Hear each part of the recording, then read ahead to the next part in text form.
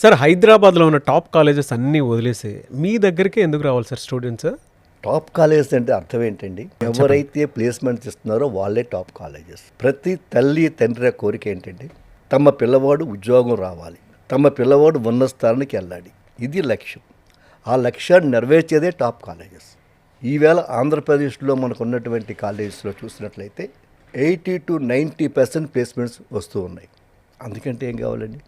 So నా దృష్టిలో ఏదైతే ప్లేస్మెంట్స్ ఇవ్వగలుగుతారో అవి top colleges. Before last year మనకు వచ్చిన ప్లేస్మెంట్స్ 15,000. ఆ 15,000లో 12,500 మంది స్టూడెంట్స్ ఇక్కడ విద్యార్థులు ఇక్కడ మీకు ఉద్యోగాలు చేస్తున్నారు. మాకు ఆశ్చర్యం వేసింది. హైదరాబాద్ చాలా పెద్ద సిటీ కదా, హైదరాబాద్ చాలా టాప్ కాలేజెస్ ఉన్నాయి కదా, అక్కడ మానేసి ఇక్కడ ఎందుకు సెలెక్ట్ చేసుకున్నారు మా పిల్లల్ని అంటే మేము ఇచ్చిన ట్రైనింగ్తో ఈక్వల్గా హైదరాబాద్లో మీరు చెప్పిన టాప్ కాలేజ్ ఇవ్వట్లేదేమో నా సందేహం. ఓకే, కాబట్టి మాకు ఏమర్థమైందంటే ఇదే ట్రైనింగ్ని, ఇదే సిస్టాన్ని, ఇదే పద్ధతిని మనం హైదరాబాద్లో కాలేజీలు పెట్టి ఇచ్చినట్లయితే వాళ్ళకు కూడా ఉద్యోగాలు వస్తాయి కదా. ఆ ఉద్దేశంతో హైదరాబాద్లో కాలేజీ పెట్టాలని నిర్ణయం తీసుకోవడం జరిగింది. సో దానికోసమైనా సరే పేరెంట్స్ స్టూడెంట్స్ మీ కాలేజీకి రావాల్సిందే అంటారు? 100%. ఒకటే మీరు గుర్తుపెట్టుకోండి సార్, తండ్రి అనేవాడు, తల్లి అనేవారు ఒక జిల్లా కలెక్టర్ అయినా, ఓ బస్సు కండక్టర్ అయినా, ఓ బిల్లు కలెక్టర్ అయినా, కోటీశ్వరుడైనా పేదవాడైనా, రిక్షా వాడైనా కూలివాడైనా ఏం కోరుకుంటారు? తమ పిల్లలకి ఉద్యోగం కావాలి, తమ పిల్లలు ఉన్న స్థాయికి వెళ్ళాలని కోరుకుంటారు. సో ఉద్యోగులు అయితే డిగ్రీ ఎవరికి కావాలండి? సో తప్పనిసరిగా ఉద్యోగంలో రకాలు కూడా పేరెంట్స్కి తెలియచెప్పాలి. ఎందుచేతనంటే ఇవాళ ఉద్యోగాలు మనం 3 రకాలుగా డివైడ్ చేయొచ్చు. ఒకటి ప్రభుత్వ ఉద్యోగాలు ఎంత ఉంటాయండి?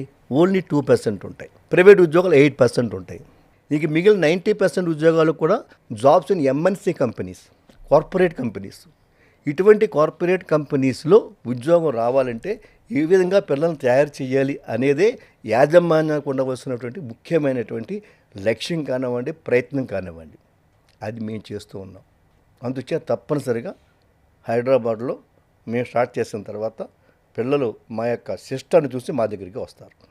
శేషారెడ్డి గారు, ఎక్కడో గోదావరి జిల్లాలో ఉన్నటువంటి కాలేజ్ ఇక్కడ హైదరాబాద్లో ఉన్న స్టూడెంట్స్ ఎందుకు యాక్సెప్ట్ చేస్తారు? మీకు ఇక్కడ బ్రాండ్ వాల్యూ ఏముందని? బ్రాండ్ వాల్యూ అనేది లొకేషన్ పెట్టి కానీ, బిల్డింగ్ యొక్క దాన్ని బట్టి కానీ రాదు, ఏరియాని బట్టి రాదు.